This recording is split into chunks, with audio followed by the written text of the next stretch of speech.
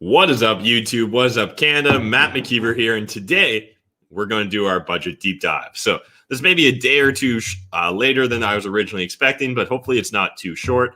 Well, actually, I'm going to try and keep it relatively short, but it's going to take a bit, guys. So today, what we're going to be looking at is through multiple lenses, I guess, when we're analyzing Canada's federal budget.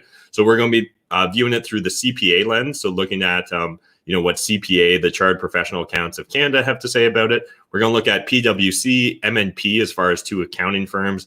I've also got, I think, the Taxpayer Federation up. We'll look at Greenpeace's opinion, CBC, as well as the Ontario Small Business Federation. So looking forward to viewing this through a variety of lenses. But while I'm going through this, I'd love to hear from you. Where do you turn for your sources when you're analyzing the federal budget? Let us know in the comment section down below. What has been the standout piece for you? And actually, there's a few things that came up in my analysis that I wasn't expecting to see, things that didn't necessarily originally get headlines. I'd love to get your thoughts and your opinions about all this and more. But first, let's get up the screen share and just jump into what CPA Canada had for us. So you guys hopefully can see this. Let's get rolling. So I like CPA Canada's federal budget analysis. Obviously, I'm a CPA, so I'm a little bit biased. This is usually one of the first go-to sources I turn to. And I really like this approach as well, where they've just got some general sections and then what they originally recommended and then kind of what happened. And so I'm primarily just going to pick up on a handful of items, and then we'll build upon these as we get into PwC's analysis as well. And if you guys enjoy this analysis, please do smash that like button, hit subscribe, share this on social, because if I can tell you one thing, I'll tell you federal budget analysis does not go viral in the YouTube algorithm. So what we've got here is proposing to allow the immediate expensing. And so this is under tax policy and digital tax. And so in the 2021 budget, some of the key tax and tax-related measures announced in the budget include proposing to allow the immediate expensing of up to $1.5 million annually of eligible capital expenditures for Canadian-controlled private corporations, CCPCs, effective for property acquired after April 19th, 2021, and put into use before 2024. So we'll dive more into this, but obviously that's huge. If you're a CCPC and you could potentially expense immediately capital expenditures like that, obviously that's a huge incentive to upgrade equipment, to buy more equipment, build bigger facilities. It'll be really interesting to get deeper into the details and see what that exactly looks like. And then as well, they were announcing interest deductibility restrictions that would apply to larger corporations, trust partnerships, and branches. Now, I heard a little bit about this initially when the budget dropped, but I didn't see anyone dive deep into it. We're going to get deeper into it, I think, under PwC or MNP's analysis, but this is actually really interesting. And so high level, essentially, if your corporation has 15 million in total capital, or as a group of companies has more than 15 million in total capital, this actually could impact you. And it's something you really need to be aware of, because they're going to have thresholds now based upon a specific calculation of EBITDA that will limit the amount of tax deductibility you have for interest. So this could actually change the way some trusts and larger corporations react in regards to how they acquire capital and how they invest the capital that they acquire through the public markets. And so again, at the bottom of each section, CPA has their commentary, but I'm just going to focus on some of the bullet points for now.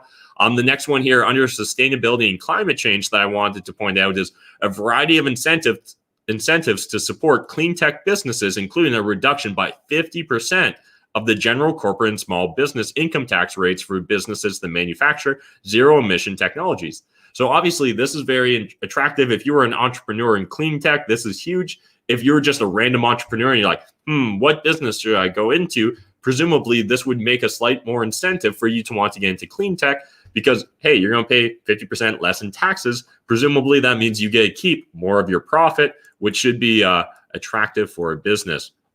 The next one here under data in the digital economy that I wanted to point out was establish a Canada Digital Adoption Program intended to help up to 160,000 small and medium-sized businesses adopt digital technologies. It will provide micro grants to eligible businesses to offset the cost of going digital. A second stream will provide more comprehensive support to qualifying businesses, including technology planning and financing options. So one, I point this out because I want to remind myself to remind my CPAs to look into it so that my businesses can apply for this, but also it's going to be important for any of you at home that have small businesses.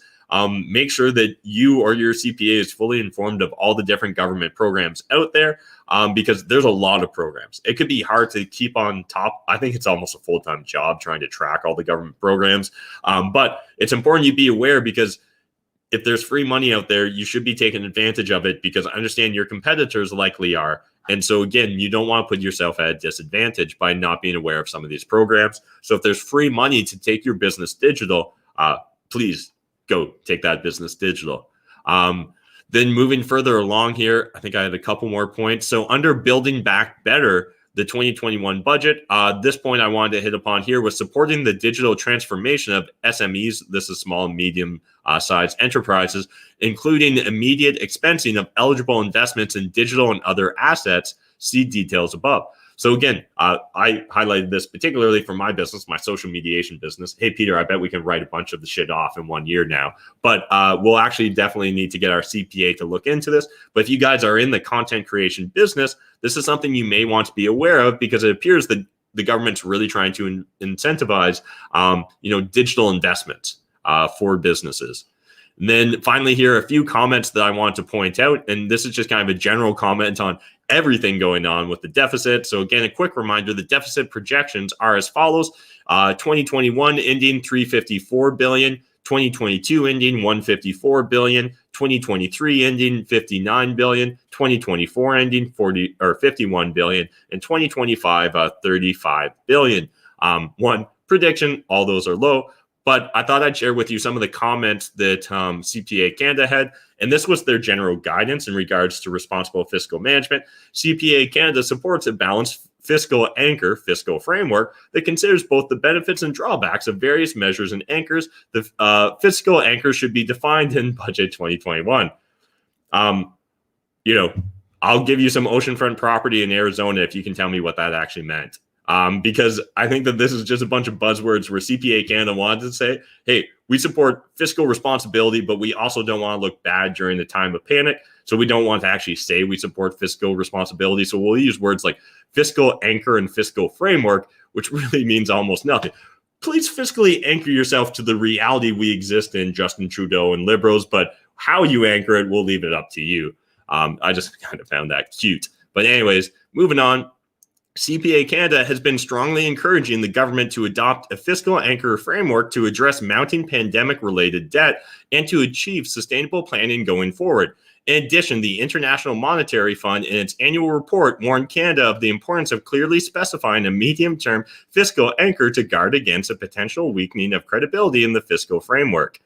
In the budget, the government proposes a new fiscal anchor of reducing the federal debt as a share of the economy over the medium term without setting a range of limits or targets for that anchor. The budget forecasts a slight and gradual downward track in the federal debt to GDP ratio to 49% in 2025 to 2026 and a declining deficit to GDP ratio over the same time period. Again, this really isn't saying much, but what I take away from it is them saying, hey, it would have been cool if you guys weren't spending as much money. Let me know if you read between the lines the same way I did. Well, let's move on to what PwC had for us. So again, you can go to your favorite accounting firm and they'll likely have their own breakdown. PwC just happened to have a nice bullet point one, as well as the fact that they came up first in the Google search results. So well on you for your SEO. But Canada Emergency Wage Subsidy. So we did get an update there. So the maximum combined wage subsidy and top-up subsidy for active employees is currently set at 75% through the qualifying period ending on June 5th, 2021. The maximum subsidy rate of 75% will be extended to period 17, which is June 6th to July 3rd, 2021, and then gradually decrease. So 60% for period 18, which is July 4th to July 31st, 40% for period 19, August 1st to 28th, and 20% for period 20, so August 29th to September 25th. So we can see that they're slowly phasing out the wage subsidies, but they are actually extending it a bit. And spoiler alert, I wouldn't be shocked to learn that this gets extended further and further out, but it'll be interesting to see how that develops down the road. Then what I want to hit upon next year is Canada Emergency Rent Subsidy and Lockdown Support. So this is important whether you're a small business owner or maybe you're a commercial landlord, but the maximum base rent subsidy rate is currently set at 65% through the qualifying period ending on June 5th, 2021. The maximum subsidy rate of 65% will be extended to period 17 and then gradually decrease to 60% for period 18, 40% for period 19, 20% for period 20. I don't know about, there's something that actually makes me feel dirty about saying period. And this has nothing to do, you got to get your mind out of the gutter. I mean, more the fact that they're referring to these months as period, like it feels like it's really normalizing that we're just like, this is period 20 of the COVID lockdown. No, you mean just August or September 2021? Is that what you actually meant? Can we just talk? I get that they're just trying to have it be blocks of weeks rather than based upon our calendar system, but it feels strange. I don't know. Just a little side thought, not important. Not nearly as important as anything else we're talking about, but it just seems strange. It feels like a change in the language. The lockdown support program rate of 25% will be extended from June 4th, 2021 to September 25th, 2021. Then let's talk about immediate expensing. So this is what I was talking about earlier on the CPA breakdown where I got all excited because they told us we could write off 1.5 mil. So the budget proposes to provide immediate expensing up to 1.5 million per taxation year in respect of eligible property acquired by a CCPC, a Canadian-controlled private corporation. Eligible property under this proposal consists of capital property that is subject to the capital cost allowance (CCA) rules, other than property included in class 1 to 6, 14, 17, 47, 49, 51. Clear as mud, right? Well, you guys, all you'll need to do is jump over and like look into what these different classes are. But understand, other than property included, I'm pretty sure that class 1 to 6, that's the fun class. That's the real estate, the buildings, things like that. So it seems like we're probably not going to be able to just buy real estate for our business and write it off. Lame, but that actually probably makes sense. They don't want to create more of a real estate bubble based upon these measures. But so it is going to be important that you guys understand exactly what type of equipment is allowed and what's exempt from this write-off because huge implications on your tax bill. This measure applies for eligible property acquired by CCPC after April 18th, 2021 that became available for use before 2024. The immediate expensing is only available in the taxation year in which the property becomes available for use. The 1.5 million limit per taxation year is shared among associated CCPCs and is prorated for a short taxation year. So again, they actually are opening up the doors on this write-off shit. If you're a small CCPC, that's very attractive in my opinion. You know, they're saying like invest in equipment. CCPCs with eligible property acquisitions exceed. Hey, maybe this is a good chance for me to look into mining. Maybe I can maybe my equipment would classify as a write-off here. That could actually be very attractive. Someone DM Mike Rosehard and tell him to look into it and get back to us. But anyways, CCPCs with eligible property acquisitions exceeding the 1.5 million in taxation year can decide on which CCA class the immediate expensing is assigned to, and any excess capital cost is subject to normal CCA rules. Now, this is just a small little thing, but this is really the government showing that they are trying to incentivize. So obviously, presumably, what you'd want to do here is take the slowest written off depreciating asset, right? So something that's in a low depreciation rate or amortization rate, that's probably what you'd want to take the bulk write-off on. And then things that were in a higher category, so, you know, things like software, laptops, things like that were already depreciate fast. Those are the ones that you probably choose not to if you had more than 1.5 million in eligible acquisitions in one tax year. And so property that has been used or acquired for use before it was acquired by the taxpayer is only eligible for immediate expensing if neither the taxpayer nor a non-arm's length person previously owned the property and the property has not been transferred to the taxpayer on a tax-deferred basis. Immediate expensing is not to apply to certain properties that are currently subject to certain other CCA restrictions and limitations. That last sentence is very confusing. That sounds like just a get out jail free card for the government, but I'll give them the benefit of the doubt, or maybe just PWC summarized it a little strange there for us. Now let's talk about reportable transactions. And I found this kind of interesting and curious to hear your thoughts on it, but essentially, I'll just read it off and then we'll go from there. So how did this get, it doesn't even show up fully. There we go. To improve the effectiveness, actually I can probably scroll further. Okay. To improve the effectiveness of these rules and to bring them in line with international best practices, it is proposed that only one of the three hallmarks be present for a transaction to be reportable.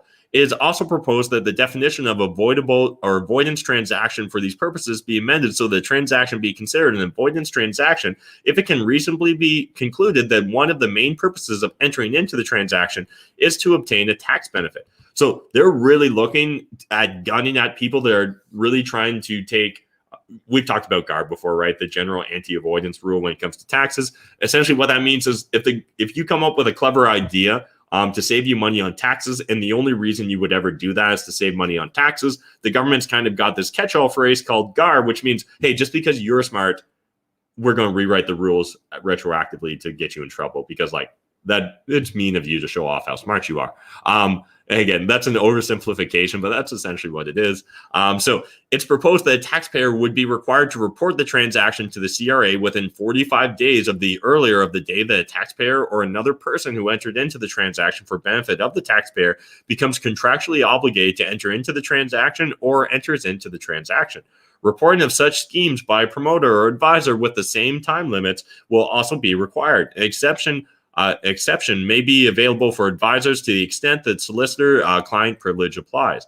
Penalties for failure to report are proposed for both taxpayer and promoters or advisors. So just something to be aware of. Again, if you're coming up with complicated tax strategies and things like that, if you and your accountant think you're too clever by half, this is important for you to look into because they are coming for you. I'm not even saying that's a bad thing, just commenting on it. And then finally, what I wanted to talk about briefly here was rate reduction for zero emission technology manufacturers. This is what we covered previously, but essentially this is just showing that reduced tax rate on eligible income and, the reduced tax rate on income eligible for the small business deduction. So we can see if you're essentially getting into zero emission technology, the government doesn't even want your money. So essentially you get to keep all your money.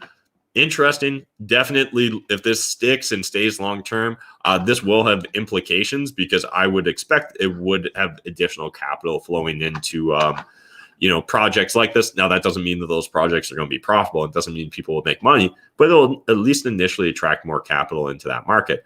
Then I actually just highlighted this for my own accountant. So, hey, my accountant that I told to watch this after we shot it, read into this for us because we want all those film or video production tax credits for my company.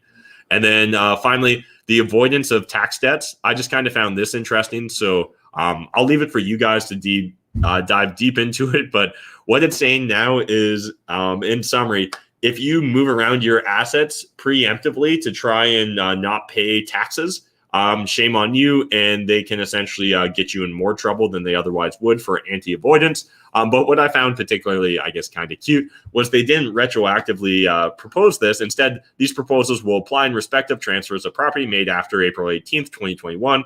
So I really hope you guys got any tax avoidance, anti-avoidance, any fraud that you were planning to do. Hope you did that before April 18th, 2021, because at least this new rule won't apply to you.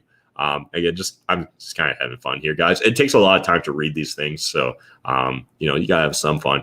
Interest deductibility limits. Now, this is a big one, especially if you've got a decent sized corporation, or maybe you're just dreaming of having a decent sized corporation. This could impact how you would actually go about structuring the business.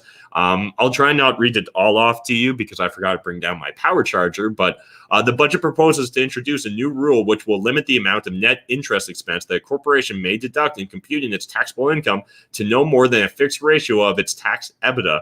And so this is a special type of EBITDA, right? So you're going to need to read into the exact details on it. But this is the corporation's taxable income before taking into account interest expense, interest income, income tax, and deductions for depreciation and amortization, where each of these items is as determined for tax purposes. The new rule will also apply to trusts, partnerships, and Canadian branches of non-resident taxpayers. So the fixed ratio of the interest limitation will apply to existing as well as new borrowings and will be phased in as follows. A fixed ratio of 40% for taxation years beginning on or after January 1st, 2023, but before January 1st, 2024, the transition year, and then a fixed ratio of 30% taxation year beginning on or after January 1st, 2024. So a group ratio rule will allow a taxpayer to deduct interest in excess of the fixed ratio where the taxpayer can demonstrate that the ratio of net third-party interest to book EBITDA of its consolidated group is higher than the fixed ratio. In this case, the interest limitation would be based on the higher group ratio. I'm really glad I didn't get high before we did this, guys. That would have been tough. But high level, what they are talking about here is if you were just levering up like crazy and maybe you were borrowing money from, again, I'm not saying you were, but maybe you were borrowing money from a related party or a semi-related party, and you were trying to really strip a corporation of any of its income or trying to income smooth or spread. Obviously, if it's a big enough corporation, they're coming for you here. But the other aspect of this really that I think is important to understand is that there's huge implications for how some really large corporations operate, how they go about funding the growth of their business as well, right? This, in theory, incentivizes, at least on my first pass of reading, and again, if you guys disagree, let me know in the comments, but my first pass of reading makes me think that they're trying to incentivize equity ownership rather than debt sort of capital financing. So that's just interesting to me to see the equity financing versus the debt financing being promoted. But again, maybe there's something between the lines I didn't pick up on there. But when we're talking about essentially who applies here, let me see, where are the restrictions? So exemptions from the new rule will be provided for CCPCs, this is at the bottom here, CCPCs that together with any associated corporations have taxable capital employed in Canada of less than 15 million, and groups of corporations and trusts whose aggregate net interest expense among their Canadian members is 250,000 or less. So again, if you're not paying a lot in interest expense, they don't care. Or if you're a relatively small business, they also don't care. But it is interesting to see because, again, immediately, some of the businesses that come to mind in particular would be things like trusts that are kind of forced to put out all their income in distributions. And sometimes there's ways that you can time things and try and maybe grow the asset base further with debt. So anyways, just found that interesting and definitely worth noting. Think that was everything I really wanted to cover on PwC. Oh, no, there's one more here. So tax avoidance and evasion. So I guess, yeah, there was a reason I wanted to bring this up to you guys. So the budget proposes an additional $304 million over 5 years starting in 2021 to 2022 to allow the CRA to fund new initiatives and extend existing programs, including increasing GST and HST audits of large businesses where risk assessment models have found the greater risk of noncompliance, modernizing the CRA's risk assessment process to prevent unwarranted and fraudulent GST, HST refund and rebate claims at the outset and improve the ability to issue refunds for compliant businesses as quickly as possible, and enhancing capacity to identify tax evasion involving trust and provide better services to executors and trustees. So why this matters is because obviously the government is really concerned about GST and HST audits and fraud and any lack of collections there. And so the reason I wanted to highlight this to you guys is because where we see the government spending money or investing in compliance and regulatory measures is often where their priorities are going to be, right? So the fact that they're spending a bunch more money to stop tax avoidance, but not just any tax avoidance associated with GST and HST, right? And what is GST and HST? It's a consumption tax, right? And so what this tells me is, one, if you were hoping that GST or HST was going to fade to black, probably not, because they're beefing up compliance here. But two, there's a lot of rumblings that we could see future consumption taxes or increases, right? Again, this would definitely fit that narrative, I would argue. So again, if say the HST rate was going to increase down the road, one of the first things you want to do is make sure that we've got strong compliance with HST, right? Before increasing the tax and then having a bunch of people just not pay it or find ways and loopholes around it. What we'd want to do is make sure we've got a firm system and process in place. So anyways, just FYI, consumption taxes are here to stay and enforcement's going to increase. And I'm not really commenting one way or the other, but I think in general, consumption tax hit the middle class more than they do the top classes. So that is my humble opinion. So that's everything from PwC. Then what I quickly want to cover here for you guys, and this is from Canada Life. So this is like an investment management firm, right? So here's some of their budget highlights. Again, they cover a lot of the same things, but one thing that wasn't really hit upon in depth on PwC or didn't jump out to me was the luxury tax. So let's talk about that. All you boat owners, I hope you bought your boats already. So the budget proposes to introduce a new tax on the sale of new luxury cars and personal aircrafts priced over $100,000 and boats priced over $250,000 effective January 1st, 2022. So one, make sure let's buy our planes, our luxury cars, and our boats before January 1st, 2022. So buy those this year. Make sure you save up that stimulus check so you can get your private aircraft.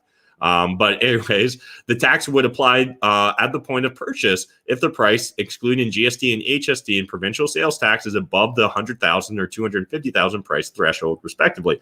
The tax applies whether the item is purchased outright, financed, or leased. So a few things that will probably develop here if this is implemented at scale and becomes a law will be, one, we'll see probably a lot of cars that were close to 100,000 start being priced just under 100,000, right? Because again, otherwise you're going to be looking at a big bump in the overall cost potentially. And otherwise, I think that we'll see, interesting like used items and markets come up in that regards. And again, I'm sure there'll become different little schemes that'll pop up here, but I've been at it long enough to really think about how I'd go about doing it. So for vehicles and aircrafts priced over 100,000, it's just interesting. Like, how many aircrafts are in that $100,000 to $250,000 price range? I would have thought that like we could have either just lumped everything in, or like why boats get a bump to 250 is just interesting to me.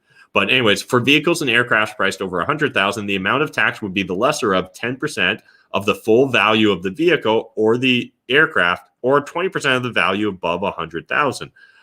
So again, if you're just like a couple bucks over, it's not going to really make a difference. But once we're getting a bit over that, that's going to add up. Now for boats, it's going to be 250,000 where that threshold comes into play, and the GST, HST would apply to the final sale price inclusive of the proposed tax. How closely did I read that? The GST, HST would apply to the final sale price inclusive of the proposed tax. So my understanding is that this is tax on tax, right? If I'm reading that correctly. So again, I'll have to double back, but I'm pretty sure that that's what they mean, inclusive of the proposed tax. Yeah, I don't see how else that would read.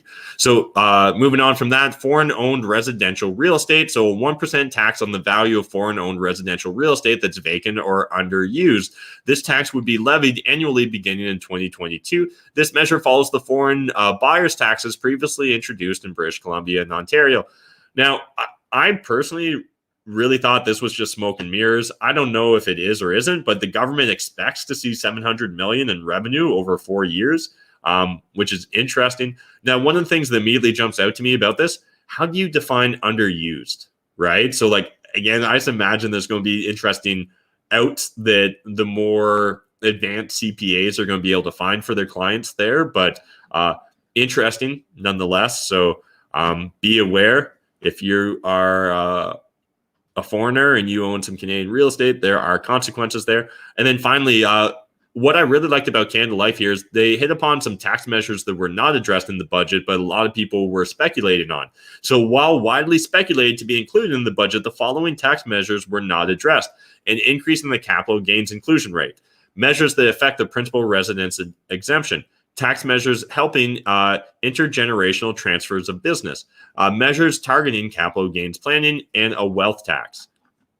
So again, just a reminder, the budget could have been uglier. Then moving on, the CCPA, So the CCPA had a link to this article, which was just on produced by the CCPA, the Monitor. But what I just wanted to highlight here was this little chart. So, they're just a center for policy alternatives or whatever. But one thing I thought I'd point out here, because this was kind of interesting, was they broke down some of the different childcare programs that have been implemented over the years. And so when we're looking at the federal childcare plans compared in millions, so this time around, there is a clear focus on fees and getting them eventually to $10 a day in 2026.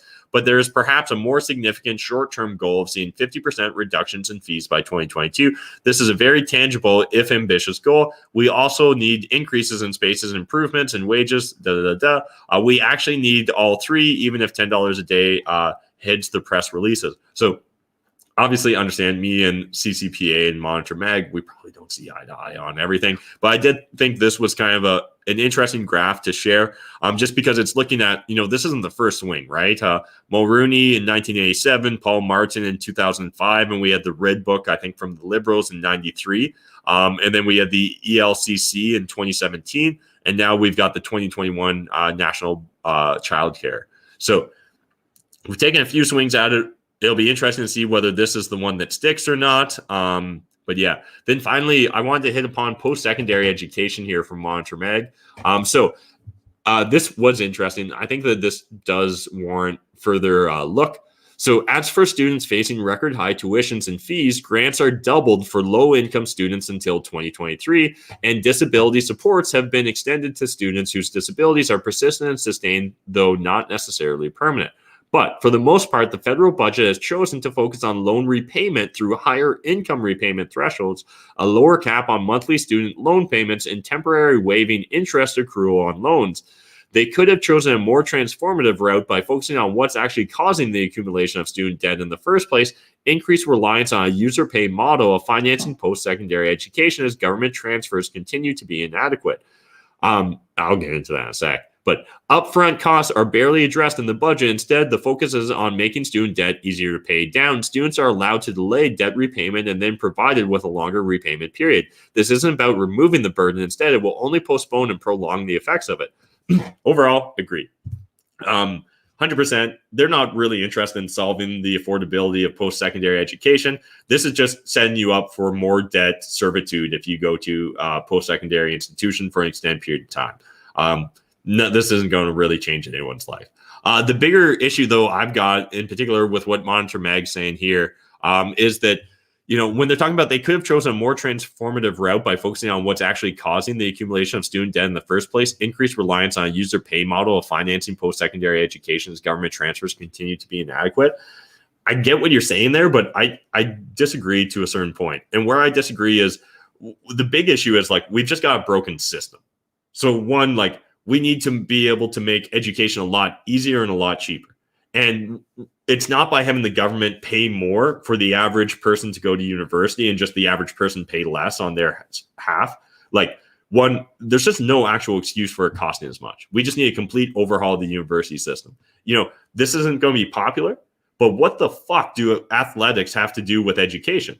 There's no actual value in it, right? It should actually just be about getting an education. Again, that doesn't mean that you can't have social clubs outside of it, but those should be something completely separate from the operations of a university or a college. Again, I get it that it's fun to have college sports and activities and things like that, but I just legitimately don't believe that if we're concerned about the affordability of education, scrap everything that's not education oriented first. Then two, allow a much broader, wider, diverse group of people to educate, especially at the post-secondary education level. I don't even understand why you necessarily need to, again, it's going to not be popular, but why you should necessarily have your, is it Master of Arts or whatever teachers have these days, whatever it is, I don't understand why you need to have a master's in order to teach. I don't even know why you necessarily need post-secondary. And again, I understand that in certain streams you don't, but I think that we need to actually open it up much broader. When I was going to university for accounting and business, right? None of my teachers had been in the field and for fucking ever, right? None of them actually understood what was going on in the day-to-day. At best, the most dialed in ones did a little bit of consulting for other firms or had friends that were partners at firms. But again, they weren't actively there. It'd be much better to actually have rotations of active practitioners of what you're learning come in and things of that nature. We need much more co-op oriented learning, more apprenticeship oriented learning. I think something was really lost with the industrialization of the schooling and education process. So anyways, I don't think government paying more so that students pay less is the solution. We need to actually just fix the overall system. That's really messy, really ugly. Teacher unions would fucking hate you for it. But I actually think that that's how you'd solve that thing. Otherwise, you're not really going to solve it. You might be able to make it look cheaper, but understand that it's just going to be the universities grifting the government rather than the individual students. I think that was just about everything from CCPA I wanted to cover. Yeah. So then what I wanted to hit here next, guys, was on MNP. They had this great just breakdown of charts. So maybe you don't like reading bullet points. Maybe you like charts. So if you want to just check out some good charts, check out the links in the video description down below. But essentially, this is just kind of showing you where those different rates are for the different periods and kind of, what your max benefit is based upon where your revenue declines. So again, hopefully this just helps you maybe understand where you and your business land. So they've got that in regards to both the emergency wage subsidy, they've got it for the second period there. Then we've also got for the CERS extension for the rent subsidy going on here, right?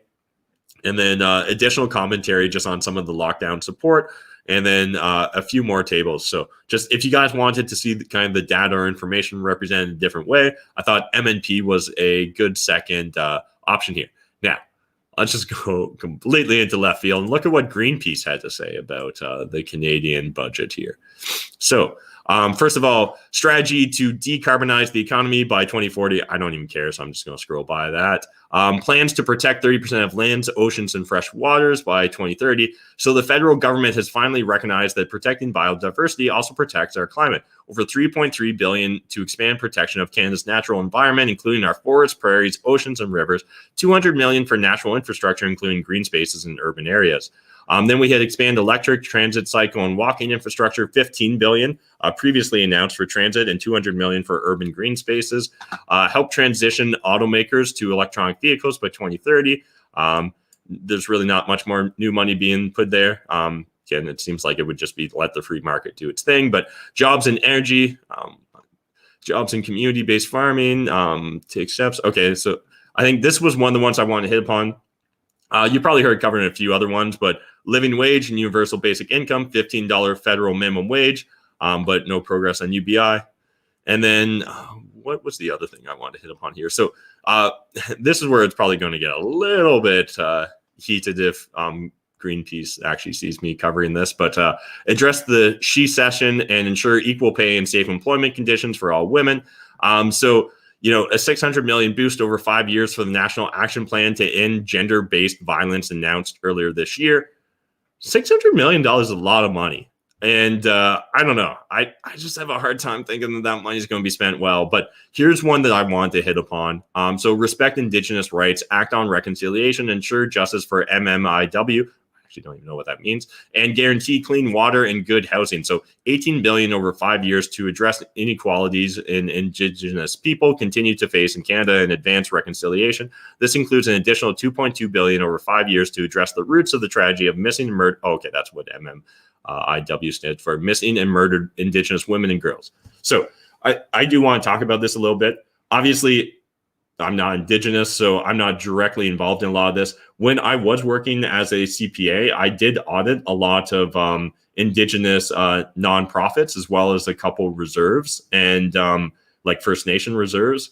And I'm going to be honest, guys, those are systems built by humans. And I'm not sure if you've met humans, but we're all imperfect. And unfortunately, I see a lot of waste. I saw a lot of waste as an auditor on those reserves. Again, that's not to say that the overall individual communities are bad. What's bad is the system and process in place. And there's an opportunity for a lot of abuse of the funding that goes there to not end up actually in the hands of the community members there. And I think that the entire process and approach that we've got there, literally, it sets people up to fail.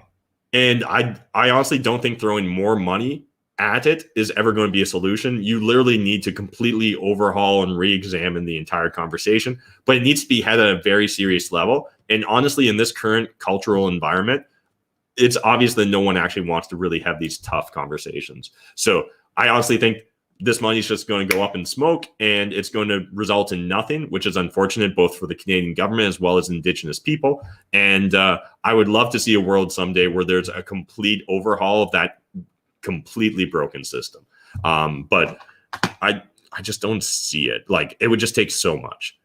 Now, this one triggered me. Defund the RCMP and invest in mental health for racialized people. So, I don't know if you guys have ever taken the time to really sit down and read Black Lives Policy's platform, but I'd encourage you to do it. And then really think about whether you actually support the policy underlying it. I won't summarize it for you. I won't try and paraphrase it. Literally go read it. And if you support BLM, awesome. But please go read it first and then decide whether you want to support it or not. Because the idea of completely defunding the police seems silly to me, childish. Honestly, it's so naive. But even beyond that, other aspects like trying to destroy the nuclear family, I actually don't understand why that's important to society or why that'd even be part of a platform. But I'd encourage you guys to go research it yourself, come to your own conclusions. But $75 million over 5 years to take action into combating systemic racism. Realistically, that's not a lot of money in the budget, so I'm more of a shrug. But if that's the sort of thing where they're teaching people that individualism is white supremacy, well, then that's where I take a bridge to it, because actually individualism is what allows everything that goes on in this wonderful culture of ours in society. So that's where it gets a little concerning for me. But anyways, we'll move on from that. And I think that was really, everything I want to cover on Greenpeace. And then finally, what I want to cover here was the Ontario Chamber of Commerce, and just kind of looking through. And so what's kind of cool about each one of these organizations or different sources of analysis that I've shared with you guys, they all do take a very different approach and focus, right?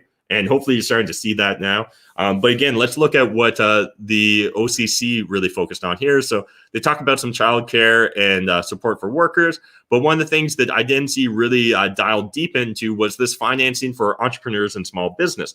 So so the budget 2021 proposes a series of investments to help revive entrepreneurship for small business growth, including up to $560 million per year to enhance the Canada Small Business Financing Program. Proposed amendments include expanding loan class eligibility, increasing the maximum loan amount, expanding borrower eligibility to include nonprofit and charitable social enterprises, and introducing a new line of credit product to help with the liquidity and cover short-term working capital needs. $450 million over 5 years for a renewed venture capital catalyst initiative to increase venture capital available to entrepreneurs, including $50 million toward a new inclusive growth stream for underrepresented groups. Okay. $101.4 million over 5 years towards the Small Business and Entrepreneurship Development Program, $146.9 million over 4 years to strengthen the Women and Entrepreneurship Strategy, which includes access to financing, mentorship, and training, and $51.7 million over 4 years for the Black Entrepreneurship Program. I'm just going to say, like, in general, I don't think it's good to be this divisive just with like, entrepreneurs are entrepreneurs, guys. I really don't think that entrepreneurship sees color maybe the same way that other systems can see color. I think that entrepreneurship is a meritocracy. I think that it really incentivizes individuals to just work hard and succeed. And it just seems strange to me that we need to, like of these millions of dollars we're talking about, significant portions are going to very specific groups. And yeah, I'll just leave it there because I know it's not a popular subject matter, but I think that this is a slippery slope where eventually, like, I don't understand why the government should have a form where it's like, are you Black? And you check yes, and now you get into a different set of programs. Or where are you an underrepresented minority? Or are you a woman? Check, and now you go into a whole different program. I think that it's concerning long term, and I think that it actually creates I don't think it helps support the way people think. I think that it really creates a two-tiered system where individuals that succeed will always wonder, did I succeed just because of merit, or did I succeed because of some sort of additional runway, some additional sort of support? Again, it's a nuanced topic, so I'm not saying that none of this should have happened, but more just having a comment because I think in the years to come, this is going to become more and more prevalent, this sort of divisive politics and culture-oriented approach to things. And I think that down the road, we're going to regret that shit.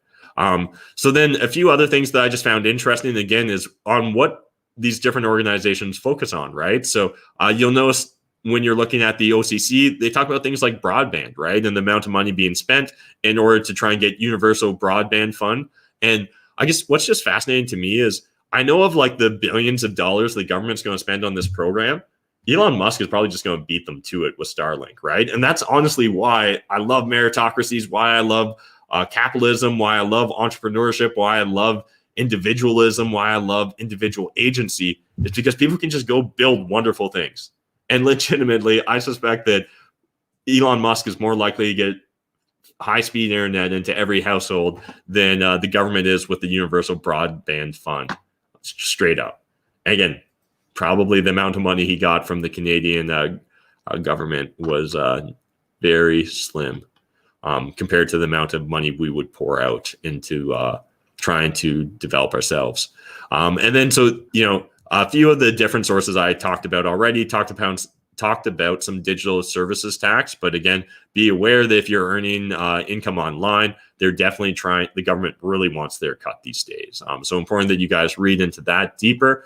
And yeah, I think that's probably it. This was a decently long conversation about the budget. I hope you guys got value. Smash the like button. A few last things I just want to share with you is, again, these deficits aren't going anywhere. They really aren't. And they're likely going to be even bigger than what the government's telling you. So it's important that we pay attention to these things because there's going to be really long-term consequences to this stimulus spending. And one of them is, as Canada's federal and provincial budgets swell, sales tax increases may follow. I think that there's a very high probability that we're going to see sales taxes increase in the coming years. I know that there's a lot of people really wanting a wealth tax and things of that nature. In fact, I think if I go down to the bottom of Greenpeace, there's an area where they talk about the things that they're mad didn't get implemented. But anyways, it's just like, I really wish we would just open up the economy, let entrepreneurs do their entrepreneur things, and let people get back to work, let people get control of their own lives rather than having to depend upon the government and stimulus spending. Like, understand, for all the entrepreneurs out there that are struggling right now, they almost need a full-time job in reading government information to understand what programs to apply and how to apply and like what money do I get, when's the money come in, and like you're just creating a whole bunch of make work projects for them in order to keep them alive, right? You're just keeping them on life support. You're not actually really helping them thrive. And the bigger thing is, what about all the entrepreneurs that haven't got to start, right? For the last year plus, all the entrepreneurs that weren't able to launch because they weren't even given a chance. I think that there's going to be long-term consequences to that. And again, yeah, actually, this was only about the budget. I'm going to stop my politics talking there. Hope you guys enjoyed this. If you guys would like to see other financial deep dives like this, let us know in the comments section. I don't mind doing this if you guys enjoy it, but if you guys hate it, I mean, I can just do my analysis by myself and it goes faster. So let me know in the comment section if you guys got value. If you did, smash a like and hit subscribe if you're new to the channel. Sharing is caring, especially when it comes to this content, because we both know this isn't going to go viral. So if you do share this on Facebook, on YouTube, Twitter, wherever, it really does mean a lot to me. And we'll see you guys in the next video. Thanks, guys.